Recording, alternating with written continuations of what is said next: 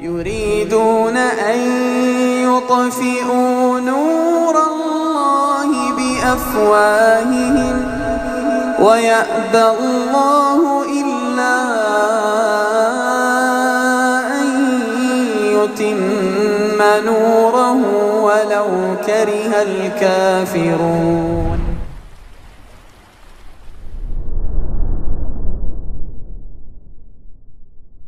بسم الله الرحمن الرحيم. السلام عليكم ورحمة الله وبركاته. إن الحمد لله نحمده ونستعينه ونستغفره ونعوذ بالله من شرور أنفسنا وسيئات أعمالنا. من يهده الله فلا مضل له ومن يضلل فلا هادي له. أشهد أن لا إله إلا الله وحده لا شريك له وأشهد أن محمدا عبده ورسوله لا نبي بعده. فإن أصدق الحديث كتاب الله وخير الهدي هدي محمد صلى الله عليه وسلم وشر الأمور محدثاتها وكل محدثة بدعة وكل بدعة ضلالة وكل ضلالة في النار. أما بعد, Alhamdulillah ikhwas sekalian rahimakumullah wa jazakumullah khaira atas menunggunya antum terhadap kedatangan ana yang qadarullah di sepanjang jalan itu kemacetannya itu tidak seperti hari Selasa biasanya. Tapi ala kulli hal kita ketemu kembali biiznillah taala di majelis ini, dan karena ana terlambat kisaran 20 menit setelah maghrib, maka insyaallah nanti kajian diteruskan setelah Isya sampai jam 9:30. Dan anda pulangnya jam 8-an insyaallah. Jadi sisanya antum yang isi sendiri. Siap insyaallah? Siap? Masya Allah. Baik, kita mulai dari halaman ke-48 di kitab Manajemen Waktu Para Ulama, yang merupakan terjemahan ringkasan dari kitab Qimatuz Zaman Indal Ulama. Dikatakan di sini semua kebaikan berpangkal dari waktu. Siapa yang menyia-nyiakan waktu, maka ia tidak akan dapat mengejarnya lagi selamanya.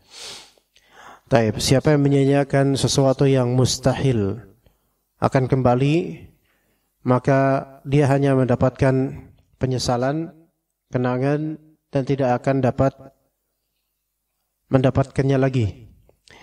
Ibnu Qayyim Al-Jauziyah rahimahullah juga menjelaskan dalam kitab Al-Jawab Al-Kafi liman sa'ala 'anid dawa asy-syafi. Kitab ini ada nama lainnya, yaitu Ad-Da' wad-Dawa. Kitab Ad-Da' wad-Dawa itu nama lainnya adalah kitab Al-Jawab Al-Kafi liman sa'ala 'anid dawa asy-syafi. Nama lainnya itu. Ya, jadi kalau antum melihat cetakan terjemahan kitabnya Ibnu Qayyim Al-Jawab Al-Kafi, itu dengan Ad-Da' wad-Dawa sama persis nafsul kitab, yaitu buku yang sama, namun judulnya berbeda. Ya. Dan Ibnu Qayyim Al-Jauziyah rahimahullah, beliau memiliki beberapa kitab di bidang tazkiyatun nufus, yang mana kitab-kitab beliau ini termasuk di antara kitab-kitab yang paling tinggi derajatnya dari segi bahasa, pembahasan, dan kedalaman dalam masalah hati dan tazkiyatun nufus. Di antaranya kitab Al-Jawab Al-Kafi atau kitab Ad-Da' wad-Dawa namanya. Dan kitab lainnya yang serupa dari segi bidangnya yaitu kitab Ighatsatul Lahfan an Masaidis Syaitan. Ighatsatul Lahfan juga ada terjemahannya, cetakan pustaka Qawam dan lainnya ada.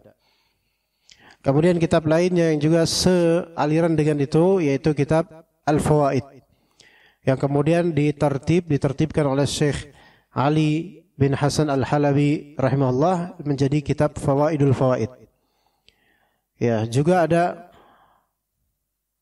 kitab lainnya, di antaranya kitab Miftah Daris Sa'adah, yang mana kitab ini untuk cetakan Dar Affan, maka ini versi Arabiknya ya. Kalau Indonesianya ada terjemahannya Miftah Daris Sa'adah, ana lupa siapa pencetaknya. Tapi kitab ini Miftah Daris Sa'adah itu sepertiga dari kitab itu. Kitabnya tebal sekali. Sepertiga darinya dia awal. Sepertiga pertama itu membahas tentang keutamaan ilmu dan ulama. Jadi kalau mau membahas, mau menyemangatkan diri untuk menuntut ilmu, maka baca kitab Miftah Daris Sa'adah di sepertiga pertamanya. Kisaran kalau memang terjemahannya 700 atau misal terjemahannya 800-an halaman atau 700 halaman, maka mungkin sekitar 250 halaman pertama itu tentang ilmu dan ulama. Kemudian sisanya itu tentang kesemestaan, sains, kedokteran dan semisalnya. Itu kitab Miftah Daris Sa'adah itu. Kitabnya Ibnu Qayyim. Ada terjemahannya ada. Sekitar 4 atau 5 tahun lalu itu diterbitkan pertama kali terjemahan kitab Miftah Daris Sa'adah. Itu kitab yang valuable, sangat memiliki value yang tinggi untuk menyemangati seseorang dalam menuntut ilmu, baik ilmu akhirat maupun bahkan ilmu dunia.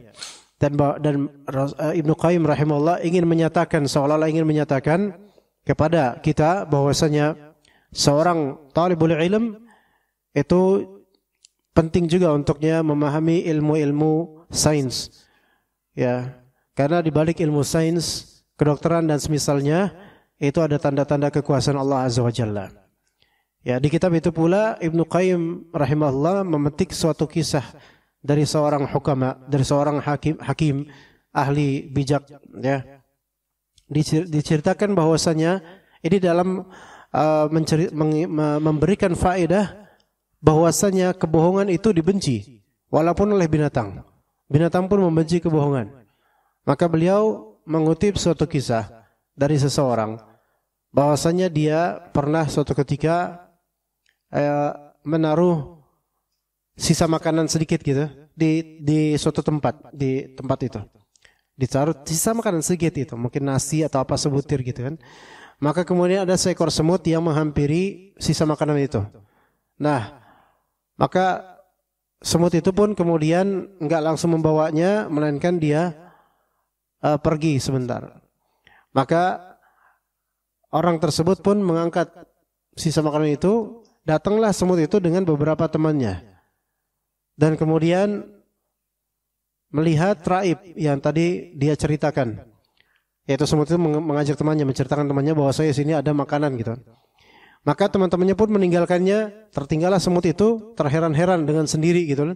Di mana tadi kemudian ditaruh lagi oleh seorang hakim itu. Maka semut itu kemudian mendapatkan lagi kan, akhirnya dia pergi lagi mengabarkan ke teman-temannya, menginfokan, mensinyalkan ke teman-temannya ada makanan.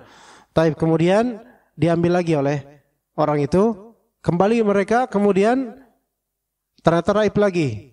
Maka teman-temannya semut itu kemudian pergi lagi, dia terheran-heran kemudian ditaruh lagi oleh alim itu. Kemudian semut itu mengabarkan kembali ke teman-temannya lagi yang ketiga kalinya. Maka dicabut lagi oleh orang tersebut, ya. Kembali juga itu semut itu dan teman-temannya. Ini ketiga kalinya mereka kesal, ya. Semut-semut kesal, akhirnya semut yang tadi menginfokan dikerubutin, dikepung dan dikerubutin dan mereka gigit satu persatu tangan dan kakinya. Ya, sampai semut itu kemudian sekarat dan mati. Ya, tentu jangan lakukan ini pada semut ya, ini jahat ya. Tetapi ada ibrah di sini. Semut informan ini pun dia mendapatkan bala karena dianggap berbohong. Artinya sampai level binatang pun berbohong itu bukan sesuatu yang terpuji di antara mereka gitu loh. Ya begitu. Itu di kitab apa? Di kitab Miftah Daris Sa'adah itu ada. Ya. Taib Ibnu Qayyim juga pernah menjelaskan dalam kitabnya Al-Jawabul Kafi liman sa'ala 'anid dawa'i syafi. Pemikiran yang paling luhur, paling mulia dan paling bermanfaat adalah yang ditujukan karena Allah dan demi kehidupan akhirat. Ini dulu kita bahas ya teman-teman sekalian. Pemikiran yang paling luhur. Luhur itu dari bahasa Arab. Luhur dari bahasa Arab. Dari kata zuhur. Karena huruf dha dalam bahasa Arab ditransliterasikan ke Indonesia kerap kali dengan L. Seperti lahir dari kata zahir. Luhur dari kata zuhur. Itu. Dan juga lainnya. Ya, Anda lupa. Zalim kadang-kadang dibahasakan Indonesia lalim. Jadi kata dari huruf dha menjadi L. Maka luhur itu artinya zuhur, yaitu tinggi, menonjol. Maka pemikiran yang paling menonjol dan tinggi, paling mulia, yaitu kadarnya mulia dan paling bermanfaat. Seperti apa? Adalah pemikiran yang ditujukan untuk dua hal, yaitu untuk Allah, karena Allah, dan untuk kehidupan akhirat. Karena mencari ridha Allah dan mencari apa-apa yang ada pada Allah. Maka segala pemikiran yang bukan karena Allah dan bukan untuk akhirat, maka itu masih level low dan rendah. Rendah levelnya. Taib. Pemikiran yang ditujukan karena Allah juga ada beberapa macam, beberapa jenis. Dan di antaranya, disingkat di sini, di antaranya jenis yang kelima, pemikiran tentang kewajiban dan tugas yang harus dilakukan berkaitan dengan waktu dan bagaimana upaya membangun totalitas motivasi untuk tujuan itu. Ya, pemikiran tentang kewajiban dan tugas yang harus dilakukan ada kaitannya dengan waktu. Seperti kita mengatur timeline untuk kehidupan kita, untuk harian kita. Ya, dan bagaimana upaya kita bisa membangun totalitas motivasi untuk tujuan terhadap mengisi waktu tersebut. Ya. Bagaimana gitu loh. Karena begini, di perusahaan, ya, kan tujuan dari perusahaan adalah benefit. Dan apa yang membuat ada benefit? Apa yang membuat ada laba? Yaitu terjualnya produk, baik produk fisik maupun servis. Nah, produk fisik maupun servis itu tidak akan bisa keluar kecuali dari proses yang tertata, termanage dengan baik. Kalau proses menghasilkan produk itu tidak termanage dengan baik, SDM pun tidak ada, atau kurang baik pengelolaan SDM-nya, atau bahannya juga tidak baik, pokoknya tidak profesional dalam mengerjakan atau memproseskan semua hal sehingga menjadi produk. Kalau itu tidak baik, maka produk tidak baik. Produk yang tidak baik kemudian tidak laku, dan tujuan atau goal achievement tidak terwujud, sehingga sia-sia dalam membangun perusahaan. Tidak sesuai dengan cita-cita yang diimpikan. Nah, sekarang kita itu produk diri kita adalah produk masa lalu kita. Kita sekarang nih adalah produk masa lalu kita dengan izin Allah Azza wa Jalla. Bagaimana begitu? Jadi begini, pemikiran tentang kewajiban dan tugas yang harus dilakukan berkaitan dengan waktu. Dan bagaimana kita berupaya membangun totalitas motivasi untuk tujuan kita itu. Bagaimana cara kita memanage time, waktu, dan mengisinya supaya mendapatkan amunisi kebahagiaan untuk masa depan. Baik kebahagiaan yang bersifat duniawi maupun kebahagiaan yang bersifat ma'nawi atau kebahagiaan yang bersifat ukhrawi. Nah, orang yang bijak adalah produk dari waktunya. Begitu pula dengan orang yang sesat dan menyimpang adalah produk dari waktu yang dia telah lewati. Seseorang itu tidak akan bisa bijak, tidak akan bisa menjadi baik begitu saja tanpa sebab. Juga seseorang tidak akan bisa menyimpang begitu saja tanpa sebab. Melainkan pasti manusia telah melewati fase dan waktu yang membuat dia menjadi produk dari masa lalu dia. Anak kecil adalah produk dari bagaimana manajemen ibunya dalam memelihara kesehatan bayinya di janin. Keluar ya seperti itu produknya. Seperti itu produknya. Adapun hal yang di luar kemampuan manusia, maka itu dari Allah semuanya, murni. Namun kan kesehatan bayi itu umumnya setelah izin Allah, kemudian ikhtiar dari orang tuanya, ibunya terutama. Maka keluar, maka itulah produknya gitu loh. Kemudian ketika kita mendapatkan beberapa anak-anak yang mana anak-anak ini ngomong jorok, kotor sekali ucapannya. Padahal baru berusia 7 atau 8 tahun, kelas 1 atau kelas 2 SD. Namun dari ucapannya itu jauh lebih busuk daripada apa yang pernah kita ucap dari keburukan. Ketahuilah bahwasanya anak ini adalah produk masa lalunya. Tidak mungkin terbit dari lisannya kalimat-kalimat busuk, melainkan dia telah mengkonsumsi gizi-gizi ma'nawi yang busuk.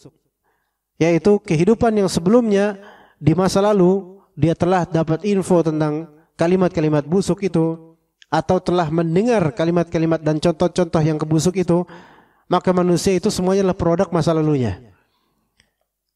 Apa yang dia jadi sekarang, maka itulah yang dia konsumsi sebelumnya. Maka itulah hasilnya.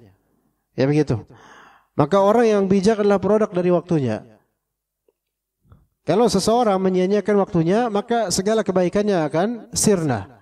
Maka produk gagal itu produk yang ketika proses banyak kesalahan dan kesia-siaan. Sehingga tidak lolos quality control kan biasanya. Akhirnya turun kadarnya dan mungkin di rebrand dengan brand yang lebih low. Atau disebut juga produk KW, baik KW Super, KW 1, KW 2 dan seterusnya. Tapi produk yang memang menjadi unggulan dan andalan, original dan andalan, maka ini kan yang memang sudah lulus quality control. Dan itu kenapa? Karena sebelumnya prosesnya itu betul-betul diawasi, dijaga, diperbaiki. Ya beda dengan yang mungkin menyimpang atau ada kerusakan atau kelalaian, akhirnya terjadi yang tidak diinginkan. Tapi karena segala atau seluruh kebaikan bermula dari waktu. Bermula dari modal pertama. Modal pertama manusia adalah waktu. Karena tanpa waktu maka tidak ada modal lainnya. Tanpa waktu tidak ada modal lainnya. Ketika antum ingin bisnis, antum butuh modal investor misalnya, modal dari investor untuk melakukan akad investasi atau mudharabah atau juga disebut qirat dalam fikih. Nah, untuk mencari investor antum butuh waktu. Ketika ketemu dengan investor pun antum melobi dan menjabarkan apa yang ingin antum lakukan dengan cita-cita perdagangan antum ini, itu pun butuh proses dan waktu. Ya. Bahkan untuk misal disetujui, you agree, yaitu investor ini setuju akan menginvest untuk kepada antum sekian puluh atau ratus juta. Dia bersedia. Bahkan untuk mentransfer pun itu pun butuh proses dan waktu. Sehingga segala modal apapun untuk kita usaha, modal awalnya adalah waktu. Tanpa waktu maka nggak akan ada modal lainnya. Makanya di sini kalau memang antum ingin berbuat baik, ingin berinvest kebaikan, maka segala kebaikan itu berpangkal bermula dari modal pertama, yaitu waktu. Maka tidak ada waktu, maka tidak ada modal berikutnya. Siapapun yang menyia-nyiakan waktu, padahal dia sudah ada modal, maka dia tidak akan mampu lagi mengejarnya buat selamanya. Ya, kalau memang modal itu hanya materi uang, itu bisa dikejar. Misal antum punya modal dan modal ini dari investor. Antum diberi modal 50 juta untuk usaha. 5 juta kemudian antum sia-siakan untuk membeli produk yang gagal untuk dipasarkan. Entah terjadi pembusukan atau expired, tidak laku lagi atau gimana, ya, sia-sia. Tapi ketahuilah, modal yang berupa materi uang, you can take it back.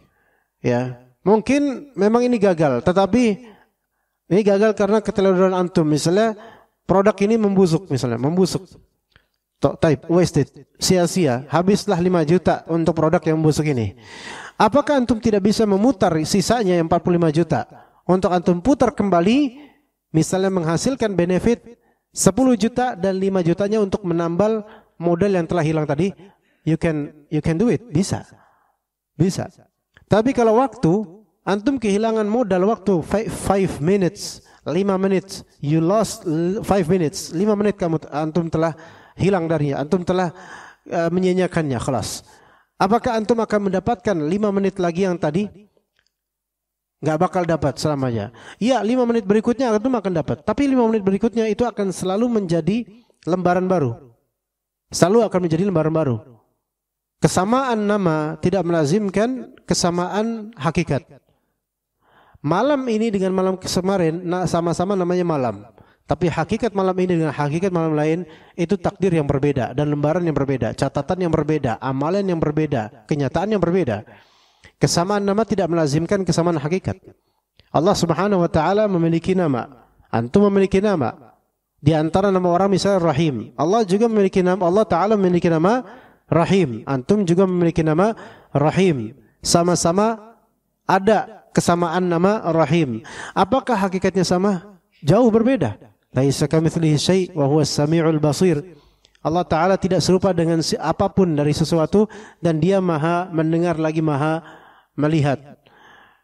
Nah, kalau tentang Khaliq dan makhluk jauh berbeda, tidak akan sama. Bahkan antar makhluk pun kesamaan nama tidak melazimkan kesamaan hakikat. Ketika antum menikah dengan seorang perempuan bernama Ratih misalnya, Ratih. Ya. Ratih apa namanya? Mungkin Ratih Purnamasari Sugih Melarat lah, apalah namanya, pokoknya gitulah namanya ya. Panjang namanya. Ratih Permatasari misalnya namanya. Mohon maaf kalau ada kesamaan nama bagi akhwat. Mohon maaf ya kalau sama namanya. Kalau ikhwan juga kalau ada yang nama samanya dengan ini ya mohon maaf juga ya. Ratih apa tadi? Ratih apa tadi? Permatasari. Ratih Permatasari. Gitulah sari-sarian gitu kan. Kemudian meninggal ini, istri ini, Ratih Purnamasari ini. Antum cari kemudian di manapun nama yang sama. Pokoknya perempuannya harus nama sama supaya saya terkenang. Saya pengen mengenang Ratih Purnamasari. Akhirnya dapat akhwat lain namanya Ratih Purnamasari juga. Dengan wajah sama enggak kira-kira? Enggak mungkin sama. Fisiknya enggak mungkin sama. Karakternya enggak mungkin sama semuanya. Kira-kira apakah antum akan mendapatkan taste yang sama? Impossible. Betul, sama-sama perempuan. Tapi hakikatnya berbeda ini. Namanya sama, tidak melazimkan hakikatnya sama. Pasti ada perbedaan. Ya apalagi manusia yang berbeda ini. Boleh jadi ini lebih baik, boleh jadi ini lebih buruk. Nah kalau antum mengejar nama yang sama, mungkin bisa. Tapi kalau antum mengejar taste dan rasa dan hakikat yang sama, antum nggak bisa. Nggak bisa. Nggak bisa. Karena segala yang kehilangan hakikatnya itu tidak bisa digantikan. Hakikatnya, hakikat dari yang telah kehilangan, antum nggak bisa menggantikan yang sama seperti hakikat yang sebelumnya. Ya seperti ya tadi waktu kemarin malam, sekarang juga malam. Sama-sama malam. Apakah hakikat malam yang sama persis? Enggak. Lembaran ini lembaran baru dibandingkan lembaran kemarin. Nah sekarang antum diberi kesempatan lembaran baru. Antum tidak bisa menghapus lembaran lama itu, tidak bisa mengubahnya, tidak bisa menambahnya. Tapi antum tetap bisa insyaallah berbuat baik di malam ini. Tapi tetap yang lama ini antum nggak bisa turn it back, mendapatkannya kembali, mengubahnya kembali, nggak bisa. Waktu begitu ya teman-teman sekalian. Waktu seperti itu. Siapapun menyanyikan waktu, maka ia tidak akan mampu lagi mengejarnya buat selamanya, sampai selamanya. Sebagaimana tadi antum cari seluruh Ratih Purnamasari dalam satu pulau Jawa, antum tidak akan pernah mendapatkan yang sama persis dengan yang telah meninggal itu. Walaupun ada 1000 yang namanya Ratih Purnamasari. Imam Syafi'i rahimahullah pernah berkata, aku pernah bergaul dengan orang-orang sufi. Ya, aku tidak mengambil manfaat dari mereka kecuali 2 hal. Pertama, ungkapan mereka al-waqtu kas-saif. Waktu itu ibarat pedang. Bila Anda tidak memotongnya, maka waktulah yang akan memenggal Anda. Yaitu waktu ibarat pedang. Jadi ketika Anda tidak bisa menggunakannya dengan baik, maka waktu ini akan menjadi bom untuk Anda, akan berefek buruk untuk Anda ke depannya. Ya ini pedang itu adalah suatu tool atau alat yang tergantung antum mau pakai buat apa. Kalau buat kebenaran, maka ia adalah kebaikan. Kalau buat hal yang sia-sia, maka dia hanya permainan. Kalau dibuat hal kejahatan, maka ini keburukan. Waktu juga begitu. Kalau misalnya dipakai untuk kebaikan, maka antum akan mendapatkan benefit. Kalau dipakai untuk permainan saja waktu itu, maka sia-sia waktu itu dan tidak akan kembali. Dan kalau antum gunakan untuk hal yang buruk, hal yang jahat atau keburukan, maka keburukan juga feedbacknya buat antum. Ya, maka waktu itu ibarat pedang. Dan seseorang ketika tidak memotongnya, maksudnya memotongnya sih menggunakan dengan baik, maka ini akan menjadi bala buat masa depan antum. Itu maksudnya. Imam Syafi'i juga menyebutkan ungkapan lainnya.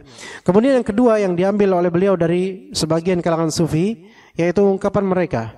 Kalau Anda tidak menyibukkan diri dengan kebenaran, pasti ia akan menyibukkanmu dengan kebatilan. Kalau Anda tidak menyibukkan diri, tidak menggunakan waktu untuk kebenaran, maka waktu itu akan menyibukkanmu dengan kebatilan. Atau boleh jadi, kalau Anda tidak menyibukkan diri dengan kebenaran, maka dirimu akan membuatmu sibuk dengan kebatilan. Seolah-olah di sini we only have two choices. Kita hanya punya dua opsi. Opsi pertama, imma antum sedang melakukan kebaikan. Opsi kedua, imma antum sedang melakukan keburukan, kebatilan. Nah, kalau misalnya bukan kebaikan berarti kebatilan dong. Iya. Dan batil itu ada yang sifatnya sia-sia dan ada yang sifatnya bermadarat.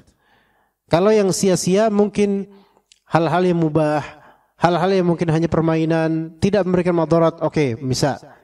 Tapi tetap itu dianggap batil karena batil maknanya adalah hilang, wasted. Segala sesuatu ini batil kecuali Allah Azza wa Jalla, yaitu segala sesuatu akan mati, akan hilang, akan sirna. Maka penyanyian waktu itu adalah penghabisan, penyirnaan, tidak ada lagi apa-apa. Nah, lebih buruk lagi kalau misalnya batil ini dimaknai madarat. Kalau antum tidak menyibukkan diri dengan kebenaran, pasti dirimu akan tersibukkan dengan apa? Madarat, dan itu kebatilan yang lebih buruk lagi dibandingkan kesia-siaan. Maka kita pilih. Kita sedang menggunakan waktu untuk apa? Ini azan atau gimana ya? Ya, kita isya dulu insyaallah. Ba'diha isya kita lanjut kajian ini insyaallah taala. Sallallahu ala nabi Muhammad wa ala alihi wa sahbihi ajma'in. Bismillahirrahmanirrahim. Alhamdulillah wassalatu wassalamu ala Rasulillah wa ala alihi wa sahbihi wa man walah, amma ba'd.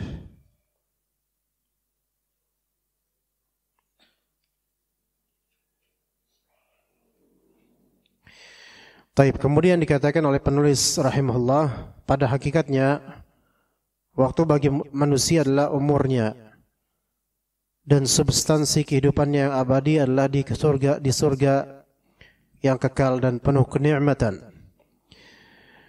Itu substansi kehidupan yang abadi. Adapun substansi kehidupan yang sempit adalah di neraka yang penuh dengan kepedihan. Waktu berlalu begitu cepat, lebih cepat daripada awan. Orang yang waktunya untuk Allah dan dihabiskan dengan Allah, maka sang waktu itu menjadi bagian hidupnya dan usianya. Taib. Dikatakan di sini tadi waktu begitu cepat. Waktu itu berlalu begitu cepat, lebih cepat daripada awan. Dikiaskan di sini dengan kiasan komparatif terhadap awan. Waktu berlalunya lebih cepat daripada awan. Kenapa begitu? Kita melihat awan sebagaimana kita melihat dan merasakan waktu. Ya. Awan kita lihat berjalan, ya. Kita lihatnya di bumi. Awan itu berjalan, kadang menutupi bulan. Rasanya lambat sekali itu awan. Tapi ketika kita mengenal awan lebih dekat, maka kita akan dapatkan ia lebih cepat, jauh lebih cepat dari yang kita kira. Ya. Ketika kita melihat sesuatu yang cepat dari kejauhan, kita akan mengiranya lambat. Tapi ketika kita melihat sesuatu yang cepat dari dekat, maka kita baru tahu itu begitu cepat. Siapa yang tidak memikirkan waktu, maka kita tidak merasakan cepatnya waktu berlalu. Karena jauhnya kita dari memikirkan waktu. Tapi kalau kita mengenal waktu lebih dalam, lebih dekat, maka kita akan dapatkan waktu itu ternyata lebih cepat daripada awan. Ya. Maka waktu berlalunya lebih cepat daripada awan.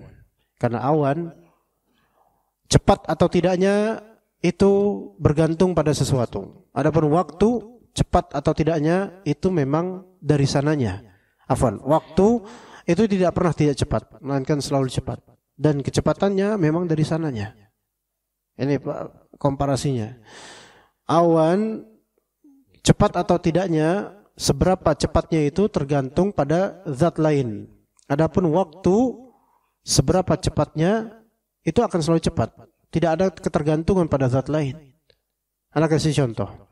Allah Subhanahu wa taala berfirman, Allahu yursilu riyaha fatuthiru sahaba fayabsutuhu fis samai kaifa yasha wa yaj'aluhu kisafa fataral wadqa yakhruju min khilalihi.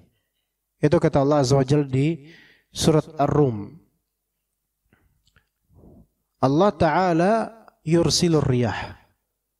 Allah Subhanahu wa taala mengutus, mengirim riyah.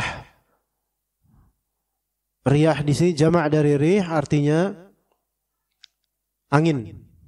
Allah Ta'ala mengirim angin-angin, dengan jamak mengirim angin-angin. Fatuthiru sahaba. Kemudian angin-angin tersebut akhirnya apa? Mendorong-dorong, yaitu awan. Ya. Fayabsutuhu fis samai kaifa yasha. Maka Allah Ta'ala, sini lihat. Yabsutuhu fis sama kaifa yasha.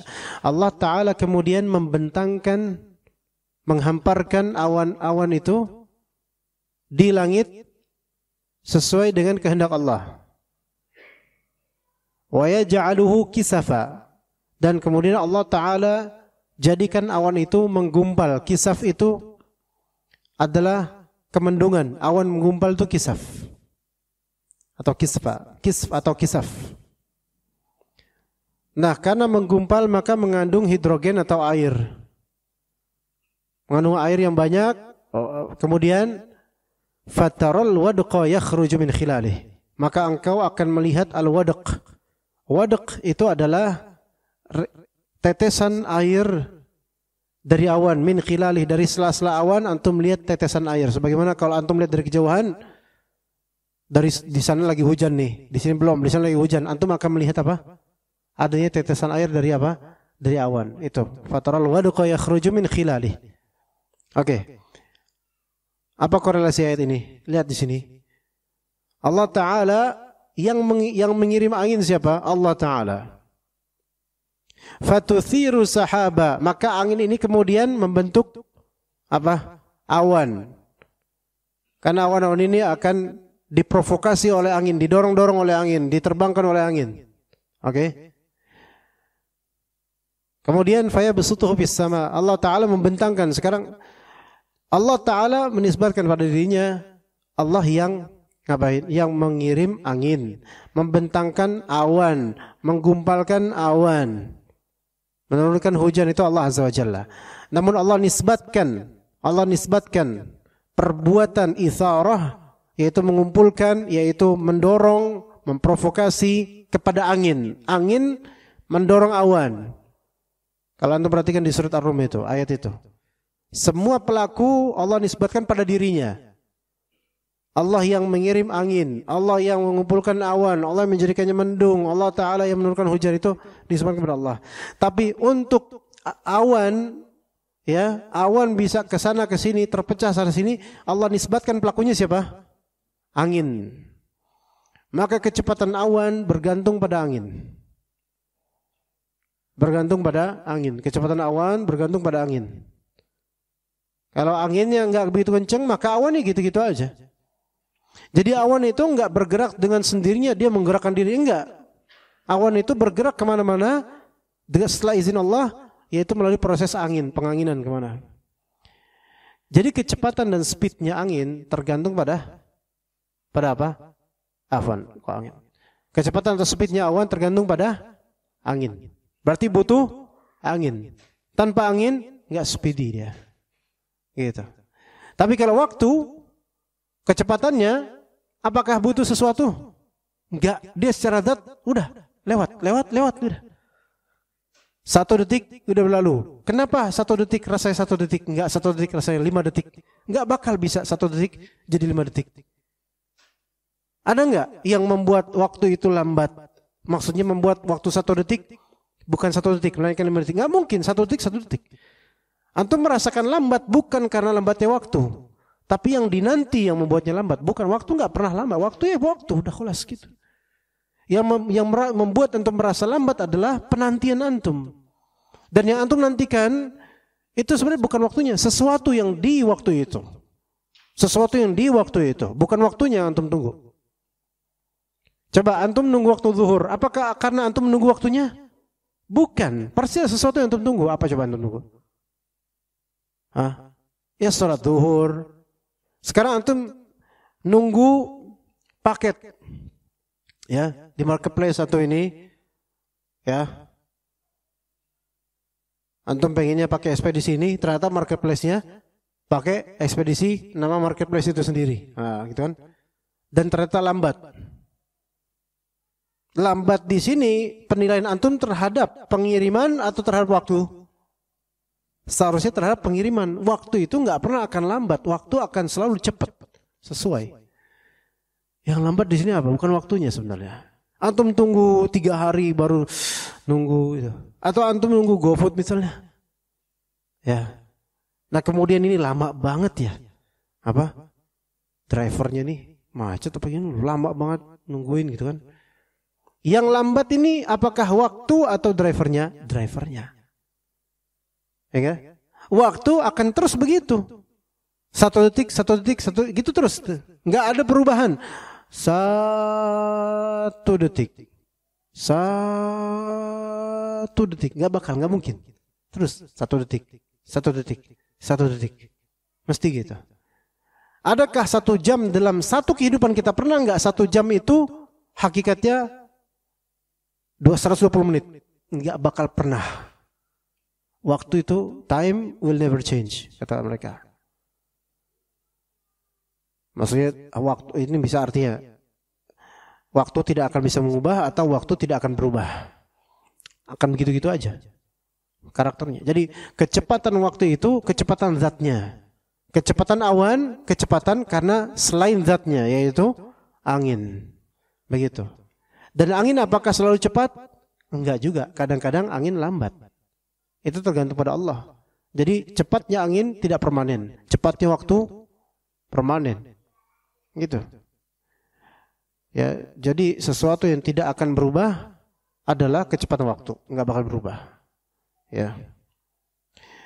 Jadi kalau kita lihat orang yang waktunya untuk Allah dan dihabiskan dengan Allah, maka sang waktu itu menjadi bagian hidupnya dan usianya. Selain itu tidak akan dihitung sebagai bagian dari hidupnya meski ia hidup lama di dunia. Apa maksudnya?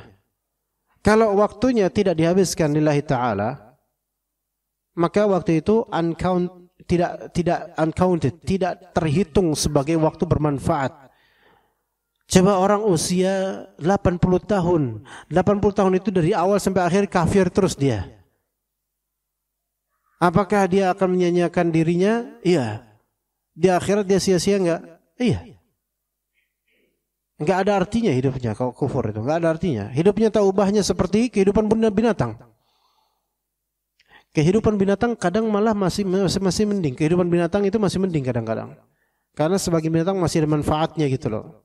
Masih sebagai komoditi kurban, komoditi akikah, kadang masih bermanfaat. Lah ini orang udah enggak ada manfaatnya, bermadarat, kafir lagi misalnya.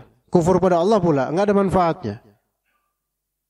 Maka kadang ulaika kal an'am bal hum adall. Mereka itu seperti binatang-binatang ternak, bahkan lebih sesat lagi dari binatang ternak. Kenapa lebih sesat dari binatang ternak? Kenapa Allah Ta'ala kadang-kadang atau pernah menyebutkan orang-orang yang kufur kepada Allah, yang tidak mau mendengar kalam Allah, enggak mau mengimani Allah Azza wa Jalla, mengapa kok disebut adall, disebut lebih sesat daripada al-an'am? Kenapa dikiaskannya dengan binatang ternak? Kenapa coba? Di beberapa ayat dalam Al-Quran begitu. Ya, dikiaskan orang-orang kufur seperti binatang ternak, seperti Rasul Muhammad. Ya. Orang yang kafir ya'kuluna kama ta'kulul an'am wan naru mathwal lahum. Mereka orang-orang kufur pada Allah makan seperti makannya binatang-binatang ternak. Kenapa kok dikiaskan dengan binatang? Pasti ada sir dan ada faedah yang penting di balik ini. So, kenapa? Yang bisa jawab, antum dapat buku. Ini buku buat hadiah insyaallah ya. Panduan praktis ruqyah. Ayo, siapa yang suka kesurupan nanti insyaallah dikasih begini. Ayo, Sok. Atau bisa minta. Ayo, fadhol Pak. Kenapa? Betul, hewan bertasifat Allah itu betul enggak? Maksud binatang ternak. Binatang ternak ini kambing, sapi, onta. Bagus. Itu kan saya sebutin tadi. Ya, bagus. Diulangi Pak, bagus sekali. Masya Allah. Sementara orang yang kufur kepada Allah tidak ada manfaatnya.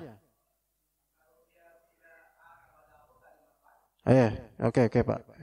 Biar cepat Bapak minta apa buku yang ada di sini ada panduan praktis ruqyah sesuai Al-Quran dan Sunnah atau 20 langkah agar mudah menghafal Quran. Teman Bapak banyak yang pro ruqyah. Bapak yang ruqyah. Pas Bapak ruqyah yang kesurupan Bapak sendiri. Ya sih, silakan Pak. Atau tolong estafetkan.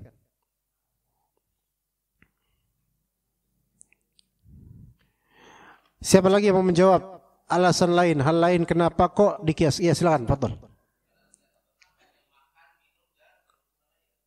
Ini bagus ini, jawaban bagus.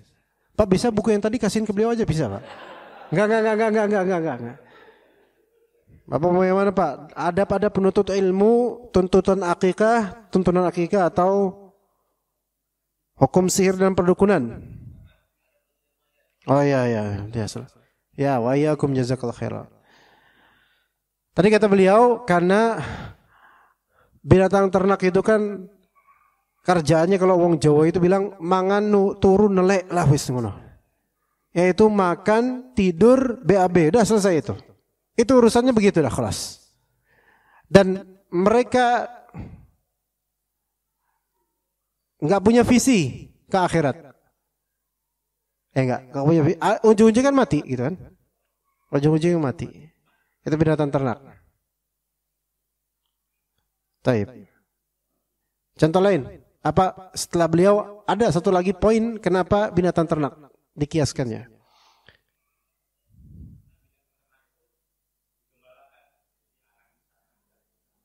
Diarahin. Coba jelaskan lebih bagus. Ini menuju ke poin yang sahih. Lebih dalam lagi Pak. Jabarkan.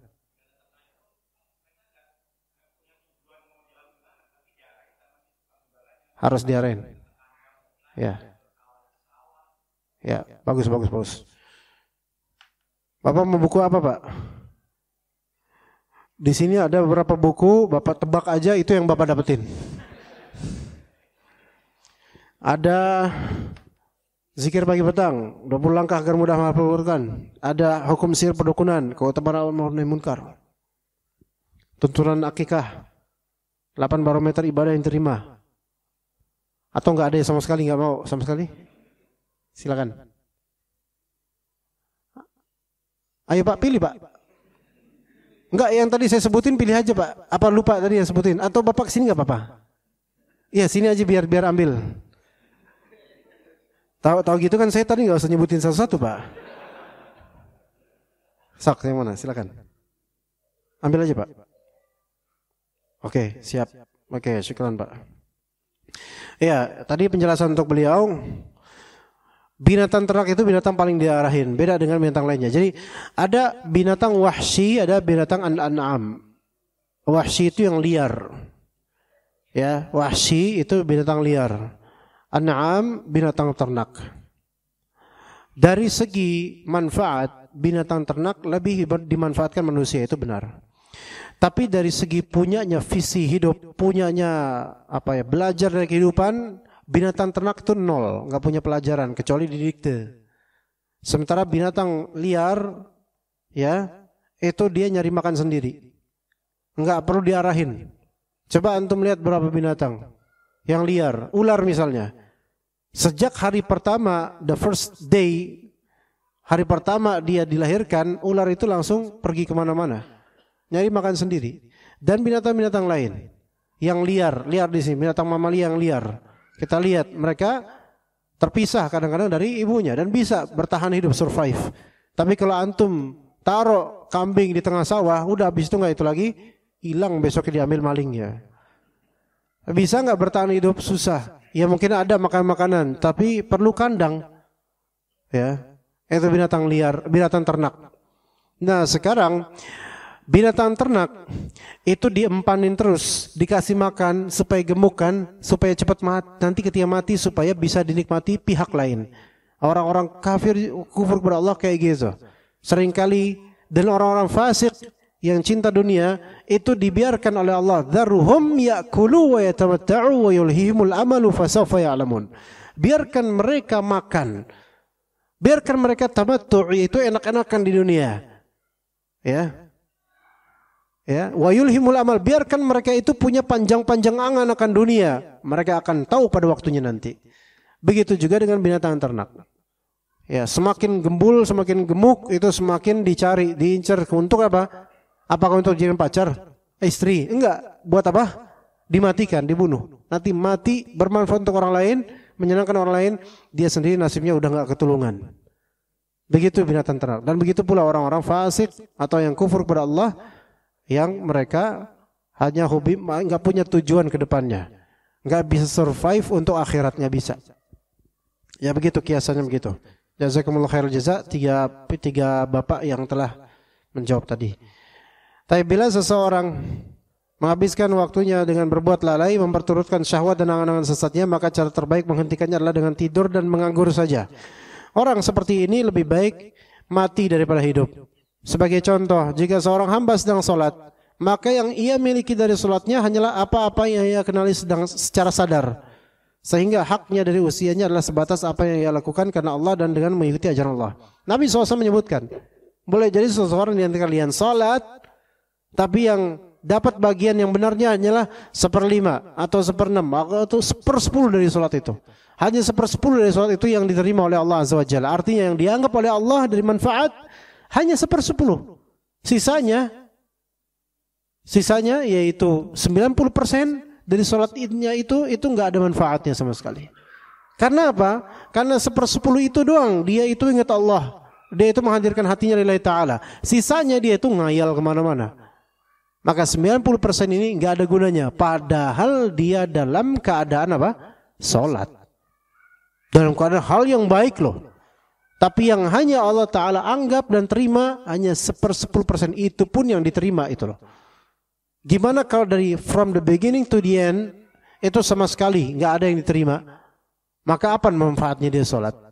Seperti padahal dia melakukan amalan yang terbaik loh itu. Gimana dengan amalan lainnya? Yang mungkin derajatnya tidak setinggi sholat gitu loh. Udah amalannya sedikit, kualitasnya sedikit, dan juga amalan tersebut tergolong amalan biasa-biasa saja. Maka makin gak teranggap. Oleh karena itu ya teman-teman sekalian, ya kita kalau misalnya pengen punya cita-cita untuk cita-cita tinggi di akhirat, maka waktu ini menjadi modal betul-betul buat kita. Untuk meningkatkan kualitas amalan, mengisi waktu dengan meningkatkan kualitas amalan. Dan kualitas amalan orang yang punya ilmunya jauh lebih tinggi dibandingkan kualitas amalan orang yang enggak tahu ilmunya. Orang yang membaca Al-Quran, dia ngerti ilmu tentang tajwidnya, tahsinnya, tafsirnya, maka itu beda dengan orang yang tidak mengetahui ilmu tersebut dan hanya membaca saja. Walaupun kedua-duanya sama-sama kebaikan. Ya begitu ya jemaah sekalian, maka menuntut ilmu ini penting. Teruslah mencari ilmu. Baik, kemudian ada faedah di sini terakhir, berburu dengan waktu sampai lupa makan. Ibnu Suhnun memiliki seorang budak wanita yang bernama Ummu Mudam. Suatu hari ia bertandang ke rumahnya Ibnu Suhnun. Saat itu Ibnu Suhnun sibuk menulis buku di malam hari. Datanglah santapan malam. Budak itu meminta izin masuk ke kamarnya Ibnu Suhnun, itu Muhammad. Maka kata dia, saya sedang sibuk, ya gitu. Jadi nggak mau makan dulu. Karena terlalu lama menunggu, maka sang budak menyuapkan makanan itu ke mulut Ibnu Suhnun sampai beliau mengunyahnya.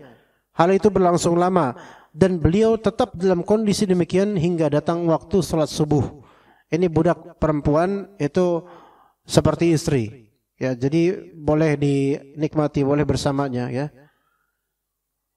Maka kemudian kata Ibnu Suhnun pas paginya, maaf wahai Ummu Mudam, wahai budakku, maaf tadi malam aku sangat sibuk sehingga melupakan kamu tadi malam wahai Ummu Mudam.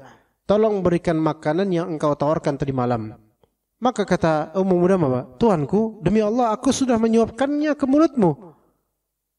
Maka kata, loh, kok aku nggak ngerasa ya tadi malam disuapin?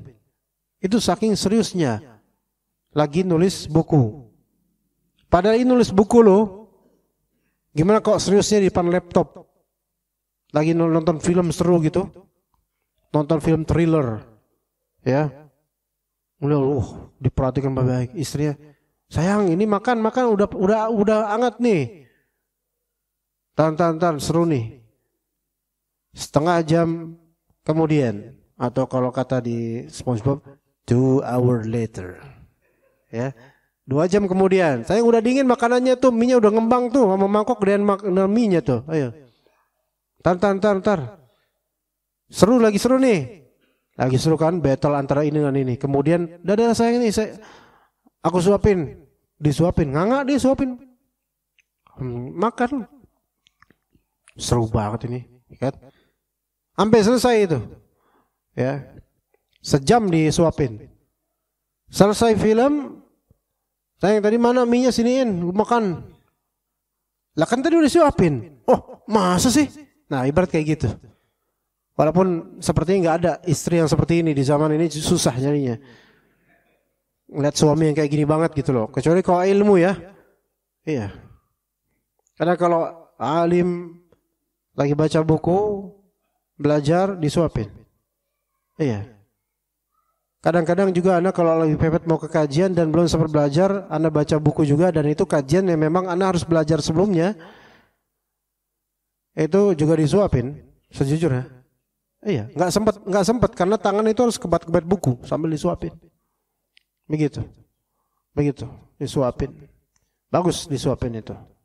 Tapi oleh siapa? Nah, gitu. Tapi begitu aja insyaallah. Jika ada pertanyaan dipersilakan. Ada pertanyaan atau tidak? Ada yang mau bertanya? Tidak ada. Tidak atau ada? Ada atau tidak? Kalau tidak ada jangan diada-adakan, kalau ada jangan ditiadakan. Silakan. Jangan takut. Atau udah kemalaman ya kira-kira, udah jam 8. Anak juga pengen pulang ya. Semoga Allah Subhanahu wa taala menjadikan kita orang yang memanfaatkan waktu dengan sebaik-baiknya. Semoga Allah taala mengganjari kita kebaikan, anak dan juga antum yang telah datang ke majelis ini. Ya mungkin bagi sebagian kita datang ke majelis ini bukan sesuatu yang mudah ya. Maka Allah taala akan memberikan ganjaran sesuai dengan kesulitan dia. Al jaza'u min jinsil amal ya. Ganjaran sesuai dengan jenis amalan dan juga al-ajru ala qadril masyaqqah. Ganjaran itu sesuai dengan kadar kesulitannya. Maka kalau semakin sulit, bukan mempersulit diri. Ya, karena memang qadarullah sulit, maka Allah janjikan yang lebih insyaAllah. Yang mudah dipermudah oleh Allah, maka bersyukur. Ya, karena Allah Ta'ala telah mempermudahnya untuk kebaikan. Dan itu tanda-tanda dia sedang beramal amalan penghuni surga. Karena Nabi SAW menyebutkan, wa amma ahli sa'adah fayuyassaru li'amali ahli sa'adah. Adapun orang-orang yang berbahagia yaitu penghuni surga maka akan dimudahkan untuk amalan penghuni surga.